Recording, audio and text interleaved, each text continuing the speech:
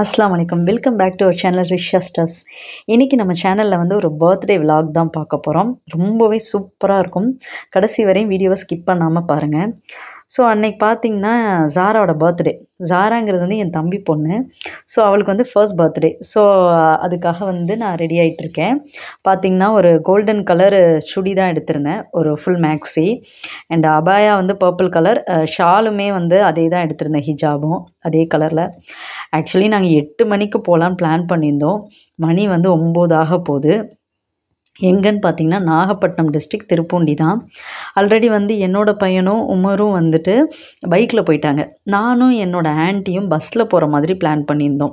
Bus stand தான் இடித்து வச்சுருக்காங்க ஆல்ரெடி. திருவாரூர் ஒரு சைடு, வேதாரண்யம் ஒரு சைடு, நாகப்பட்டினம் ஒரு சைடுன்னு இந்த மாதிரி ரொம்ப பஸ் ஸ்டாண்டே கன்ஃபியூஸ் பண்ணி வச்சுருக்காங்க.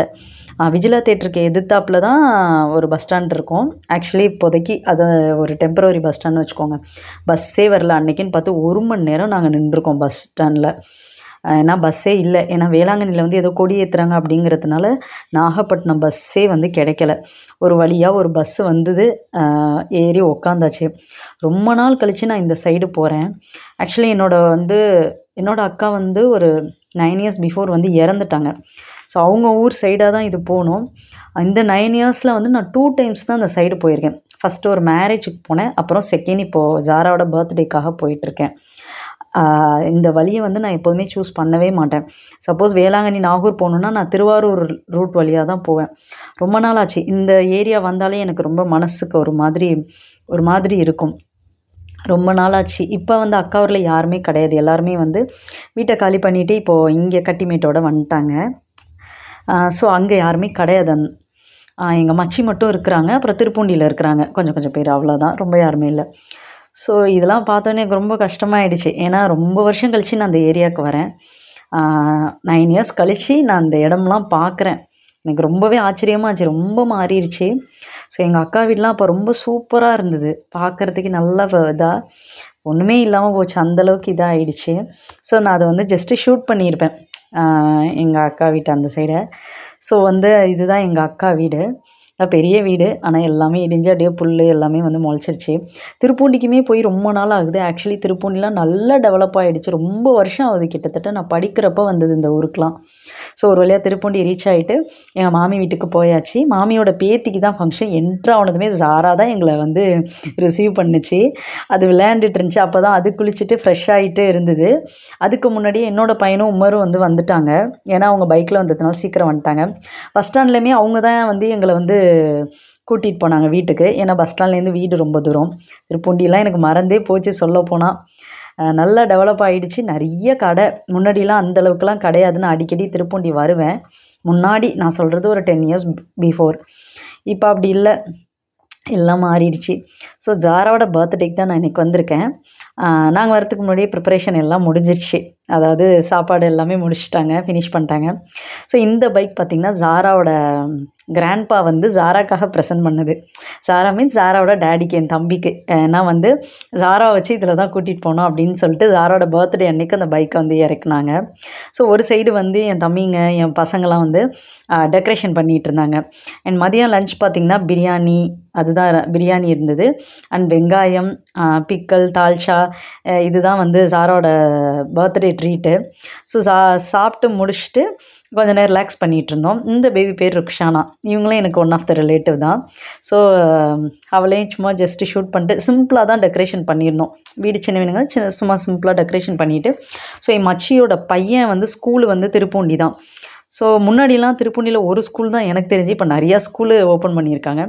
அல்ஃபலான்னு ஒரு முஸ்லீம் ஸ்கூல், அங்கே தான் அவன் படிச்சிட்ருக்கிறான். அவன் வந்து 5th படிக்கிறான், என் மச்சி பையன் தஸ்ஸிம்னு. ஸோ அவனை போய் கூட்டிகிட்டு வந்தாச்சு. அண்ட் செகண்ட் வந்து மச்சியோட செகண்ட் பொண்ணு தன்சிலா. அவள் வந்து 7th படிக்கிறாள். அவள் வந்து இந்த கவர்மெண்ட் ஸ்கூலில் படிச்சிட்ருக்கா. அது வந்து இங்கிலீஷ் மீடியம். கவர்மெண்ட் ஸ்கூலில் இங்கிலீஷ் மீடியம் இருக்கிறதே எனக்கு தெரியாதா ஃபஸ்ட் டைம். பார்க்க கவர்மெண்ட் ஸ்கூல் மாதிரியே தெரில, இங்கிலீஷ் மீடியம் மாதிரி தான் இருந்தது. ஒரு வழியாக அவளையும் கூட்டிகிட்டு அப்படியே ரோட் வழியாக நடந்துட்டு வந்தாச்சு. நாங்கள் சாப்பிட்டுட்டு தான் வந்து ஸ்கூலுக்கு போயிருந்தோம். ஸோ இங்கே பார்த்தா ஜாரா வந்து தூங்கி முழிச்சு அப்போ தான் உட்காந்துருந்தது, செல்லு பார்த்துட்டு இருந்தது. அண்ட் பார்த்திங்கன்னா இதெல்லாம் வந்து இந்த பொம்மை கேக் இதெல்லாம் வந்து ஜாராவோட கிராண்ட்பா வந்து அவளுக்காக ப்ரெசென்ட் பண்ணியிருந்தாங்க. ஆக்சுவலி ஜாராவோட ட்ரெஸ் பார்த்திங்கன்னா பட்டுப்பாவடையிலே வந்து கஸ்டமைஸ் பண்ணி வாங்கியிருந்தாங்க. எப்படின்னா ஆரி ஒர்க் பண்ணி, நான் பட்டுப்பாவடையிலலாம் ஆரி ஒர்க்லாம் கேள்விப்பட்டதே இல்லை. ஸோ சூப்பராக இருந்தது, க்யூட்டாக இருந்தது ஜாராக்கு.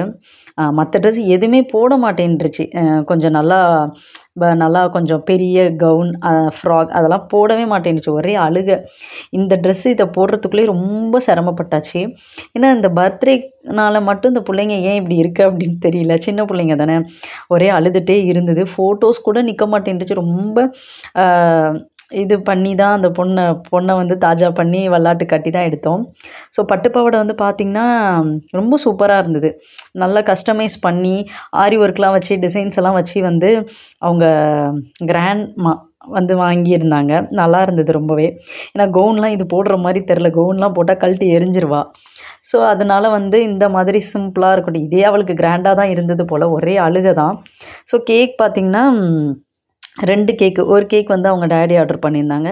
2வது வந்து ஜாராவோட கிராண்ட்பா வந்து ஆர்டர் பண்ணியிருந்தாங்க. அதாவது ஜாராவோட தாய் மாமா அவங்க வந்து ஆர்டர் பண்ணியிருந்தாங்க.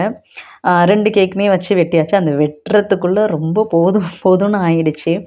ஏன்னா ஜாரானால் வந்து முடியல, சொல்லப்போனால் அழுதுகிட்டே இருந்துச்சு.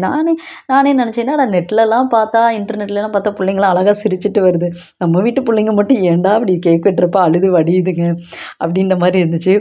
ஒரு வழியாக கேக்லாம் வெட்டிட்டு அப்புறம் நிறைய கெஸ்ட்லாம் வந்திருந்தாங்க. ஸோ கேக்கு, பப்ஸு, அப்புறம் ஜூஸ் இந்த மாதிரி அவங்களுக்குலாம் ப்ரொவைட் பண்ணாங்க. நாங்களும் ஒரு வழியாக கேக்லாம் வெட்டிட்டு எங்களுக்கு டைம் ஆயிடுச்சு. நாங்கள் 6 o'clock மேலே கிளம்பிட்டோம். அதோட நாங்களும் கிளம்பிட்டோம். ஸோ இதோட இந்த vlog வந்து எண்ட் ஆகுது. உங்களுக்கு இந்த வீடியோ பிடிச்சிருந்துச்சுன்னா லைக், ஷேர், கமெண்ட் பண்ணுங்கள். மறக்காமல் நம்ம சேனலை சப்ஸ்கிரைப் பண்ணாமல் இருந்தீங்கன்னா சப்ஸ்கிரைப் பண்ணுங்கள். கீழே இருக்க பெல் ஐக்கானே கிளிக் பண்ணிடுங்க. நெக்ஸ்ட் வீடியோவில் பார்க்கலாம். பாய்.